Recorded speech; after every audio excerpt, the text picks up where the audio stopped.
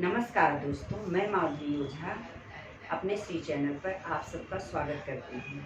आज नवरात्रि का दूसरा दिन है। आइए आज माता की कथा सुनते हैं। माँ दुर्गा के सप्तशती के प्रथम अध्याय में मधुकैटभ व्रत की कथा सुनते हैं। कल्प के अंत में जब सब जलमग्न हो गया, तब श्री हरि भगवान विष्णु क्षीर सागर में शेष शैया पर योग निद्रा का आश्रय ले सो रहे थे। उनके कानों के मैल से दो भयंकर असुर उत्पन्न हुए और भगवान विष्णु के नाभिक में विराजमान ब्रह्मा जी को देखा उन्होंने, तो ब्रह्मा जी को खाने का उद्योग करने लगे। जब ब्रह्मा जी ने देखा कि श्री हरि सो रहे हैं, तो उन्होंने महामाया की स्तुति आरंभ कर दी। भगवान ब्रह्मा जी की स्तुति सुनकर योग निद्रा प्रभु के नेत्रों से निकलकर ब्रह्मा जी के समक्ष खड़ी हो गई और तुरंत श्री हरि उठ गए और उन्होंने देखा कि मधुकैटभ ब्रह्मा जी को खाने का उद्योग कर रहे हैं। तो श्री हरि ने उन दोनों के साथ 5000 वर्षों तक केवल बाह्य युद्ध किए और इधर महामाया ने उन दोनों को मोह में डाल रखा था।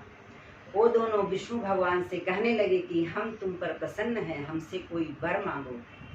तब भगवान ने कहा, यदि तुम दोनों मुझ पर प्रसन्न हो तो मेरे हाथ से मारे जाओ, यहाँ दूसरे किसी वर से क्या लेना है। जब मधुकैटभ धोखे में आ गए, तब वो चारों तरफ नजर दौड़ाई और जब सब जगह पृथ्वी में जल में ही देखा, सब जगह जल ही जल देखा, तब भगवान कमल नयन से कहा कि हे प्रभु, यदि आप हमें मारना ही चाहते हैं तो जहाँ पृथ्वी जल में डूबी हुई ना हो, जहाँ सूखा स्थान हो, वहाँ हमारा वध करो। इस पर भगवान ने तथास्तु कहकर उन दोनों को अपनी जांघ पर रखकर चक्र से काट डाले। इस प्रकार भगवान विष्णु ने योग माया की सहायता से ब्रह्मा जी को मधुकैटभ से बचाया।